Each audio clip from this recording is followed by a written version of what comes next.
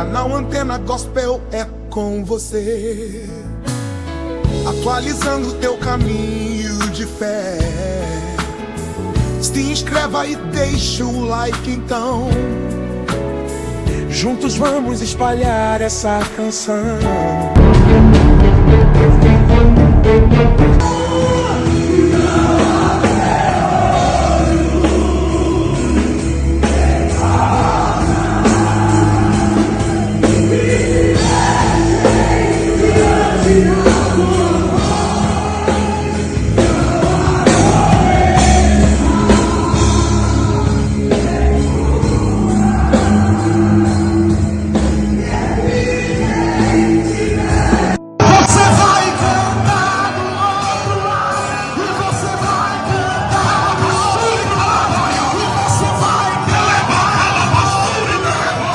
Minha Antena Gospel está captando algo, e o que você vai ouvir agora pode mexer com seu coração e com seus conceitos sobre fé, justiça e restauração. Tem gente aplaudindo e tem gente desconfiada, mas ninguém fica indiferente quando o assunto é evangelho dentro da prisão. Um rapper que viveu no olho do furacão, uma mãe com a fé intacta, e um culto que ecoa entre grades e corredores de Bangu. Será que a palavra de Deus está de fato transformando histórias onde a sociedade só enxerga muros? Meus queridos anteninhas do canal Antena Gospel, preparem o coração, porque essa história tem lágrimas, bastidores e reflexões profundas sobre o verdadeiro evangelho, que entra onde muitos não querem ir. Fica comigo até o fim porque, além dos detalhes do caso, eu vou te contar curiosidades, contextos e bastidores que quase não saíram na mídia. E no final quero ouvir sua opinião sincera. Já aproveita e dá aquele like abençoado, se inscreve no canal e ativa o sininho para não perder nada. Aqui a notícia chega afinada com a fé.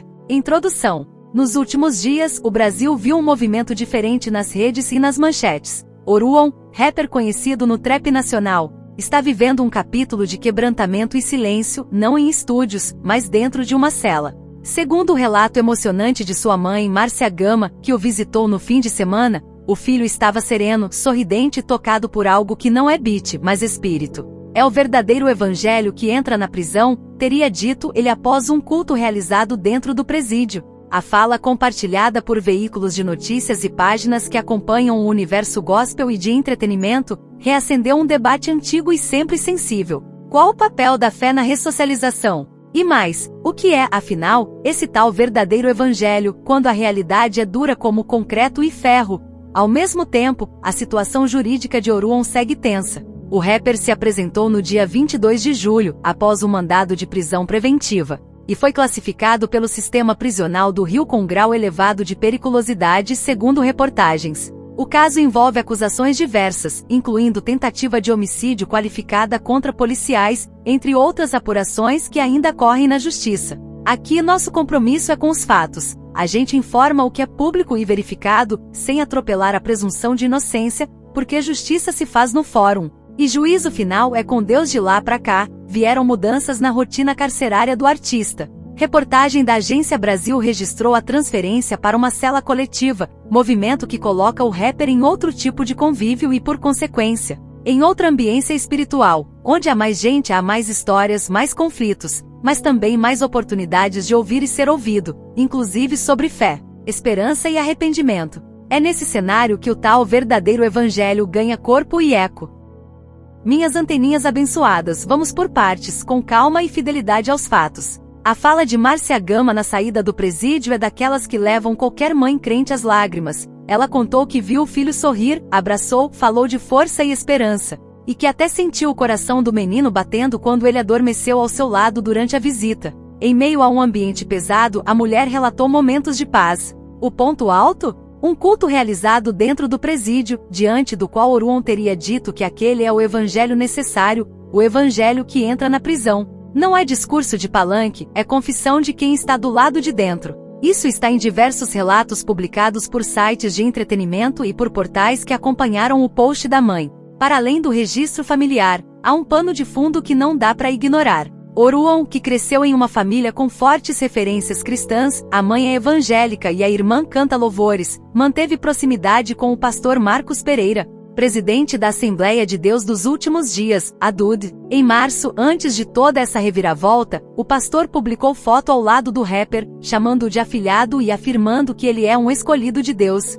Declaração que gerou críticas e opiniões de todo tipo, como quase tudo que envolve fé e figuras públicas. Essa relação antiga com o meio evangélico ajuda a entender por que a experiência do culto na prisão bateu tão fundo. E tem mais, a noiva do rapper organizou um círculo de oração pedindo intervenção divina pela liberdade do artista. Quem é de igreja sabe o que isso significa na prática: vigília, louvor, intercessão, clamor. É a fé se manifestando em comunidade, crendo no Deus que muda cenários e principalmente que muda pessoas. Enquanto uma parte do público só vê manchete, tem gente ajoelhando o joelho, clamando por restauração. Mas o que é, biblicamente falando, esse verdadeiro evangelho, que segundo o rapper, entra mesmo na prisão? Vamos para a palavra. O apóstolo Paulo e Silas, injustamente encarcerados, oravam e cantavam hinos a Deus até que as cadeias se abalaram, uma cena registrada em Atos dos Apóstolos. Capítulo 16, versículos 25 a 26. A Bíblia não romantiza a prisão,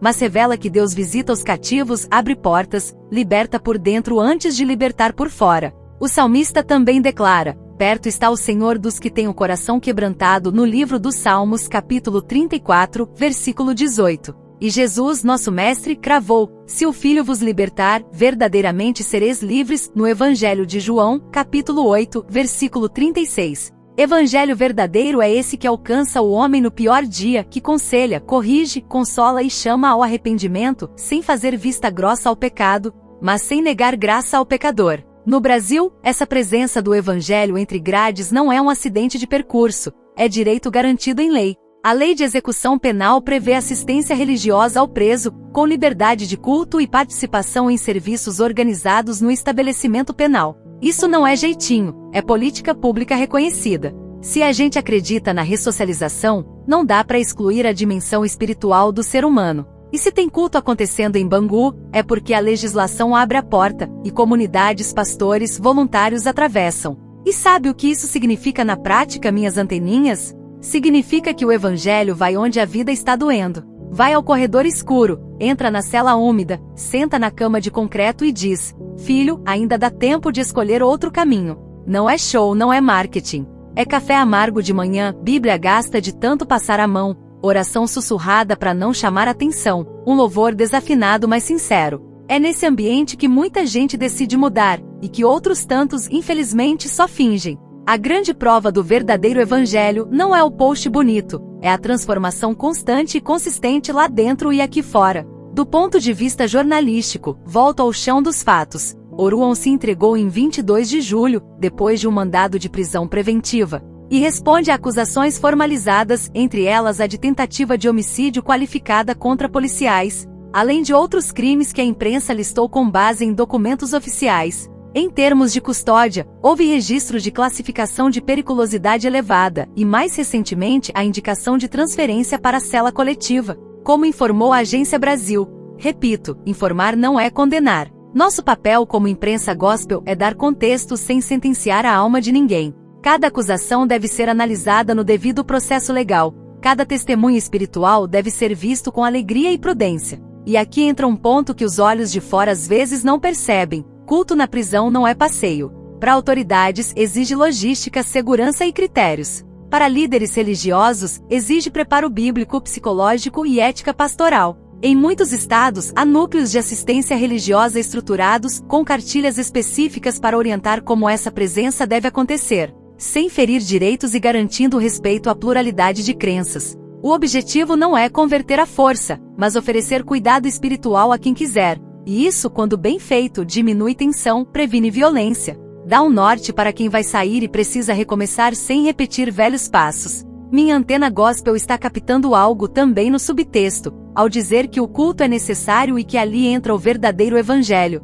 Oruan toca numa ferida da própria comunidade de fé. Afinal, qual evangelho a gente tem vivido nas ruas, nos templos, nas redes? Um evangelho que acolhe mais do que aponta o dedo? Um evangelho que denuncia o pecado sem deixar de abraçar o pecador? Um evangelho que entra nas prisões e nas periferias tanto quanto entra em casas confortáveis? Se o Evangelho de Jesus é o mesmo ontem, hoje e eternamente, ele não tem medo de portas de ferro, e também não se vende por curtidas.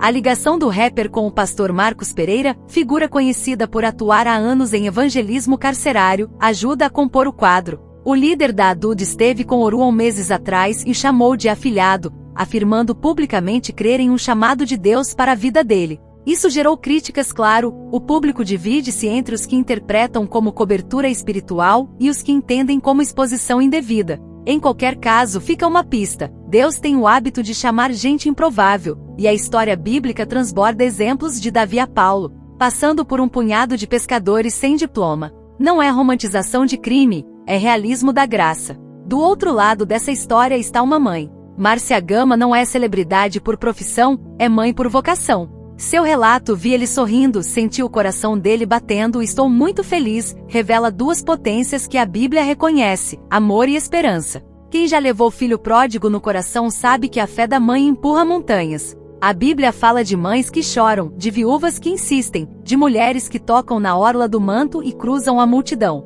É bonito, sim, mas também é um lembrete: emoção não absolve, e lágrimas não substituem provas. Amor de mãe sustenta na caminhada, o evangelho verdadeiro transforma a caminhada. Enquanto isso, aqui fora, a igreja reage de formas diferentes. Tem gente celebrando o movimento de Deus nas cadeias, e citando a lei de execução penal para lembrar que culto na prisão não é favor do Estado, é direito do preso. Tem também quem olhe com o pé atrás, com medo de que a fé sirva de biombo para discurso de ocasião. E tem o grupo silencioso, que prefere orar sem microfone e visitar sem foto, levando pão, sabão, Bíblia e ouvido. Talvez esse último seja o retrato mais fiel do tal verdadeiro evangelho, o que não precisa de holofote para brilhar. E a própria ideia de ressocialização ganha outra luz quando a gente põe a lente da fé. A lei garante assistência material, a saúde, jurídica, educacional, social e religiosa. O corpo precisa comer e dormir, a mente precisa estudar, a alma precisa de Deus. Quando essas dimensões caminham juntas, a chance de recomeço fica maior. Não é discurso ingênuo, é constatação que inclusive órgãos públicos e pesquisas acadêmicas apontam. Assistência religiosa responsável tem potencial de reduzir tensão e fomentar mudanças de rota. O evangelho no cárcere, quando é evangelho de Jesus, sem politicagem, não é privilégio, é oportunidade de vida nova. Também vale observar o impacto comunitário. A noiva organiza oração, irmãos e amigos se juntam, páginas cristãs promovem momentos de intercessão, pastores mobilizam visitas. Isso mexe com a cultura ao redor. O mesmo jovem que virou manchete por polêmicas e shows agora vira pauta por causa de oração e culto. É um giro narrativo forte. E se, na perspectiva do céu, esse giro for o começo de uma história de conversão profunda, a gente torce e ora para que seja. Ao mesmo tempo, permanece atento aos desdobramentos jurídicos, porque fé não anula responsabilidade, e responsabilidade não anula fé. A comparação que me vem à mente é a de um estúdio de música. Você pode ter o melhor microfone, o melhor beat e a melhor acústica, mas se o vocalista não abrir a boca, não sai canção. No cárcere a vida vira aquele estúdio silencioso. Deus já colocou a estrutura, a palavra, o culto, a intercessão, a oportunidade. Resta ao preso abrir a boca e, mais do que isso, abrir o coração. O verdadeiro evangelho não é trilha de fundo, é a voz que toma o centro. Alguns vão desafinar e desistir, outros vão insistir, treinar, apurar o ouvido e, com o tempo, cantar diferente do que cantavam lá fora. E aqui vai um recado pastoral, de irmã na fé para você que me escuta: cuidado com a pressa de apontar. A Bíblia fala que a misericórdia triunfa sobre o juízo, na Epístola de Tiago, capítulo 2, versículo 13. Não é para passar pano, é para lembrar que se Deus lidasse conosco no padrão olho por olho, nenhum de nós ficava de pé.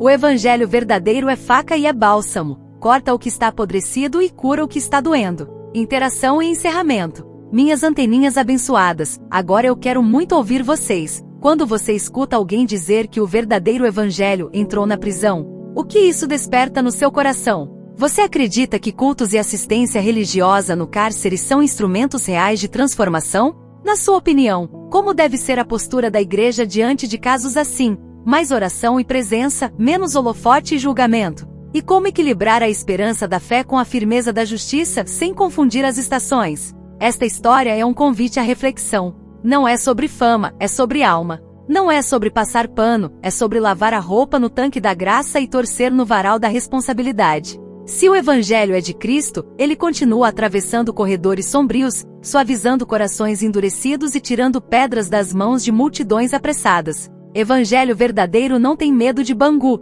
ele entra porque sabe que atrás de cada número de matrícula, existe um filho que uma mãe chama pelo nome. Eu encerro deixando 3 imagens para você guardar. A de uma mãe sentada ao lado do filho, escutando o coração dele bater, porque amor não prescreve. A de um culto simples, sem luxo, mas com céu aberto, porque Deus não se deixa aprisionar.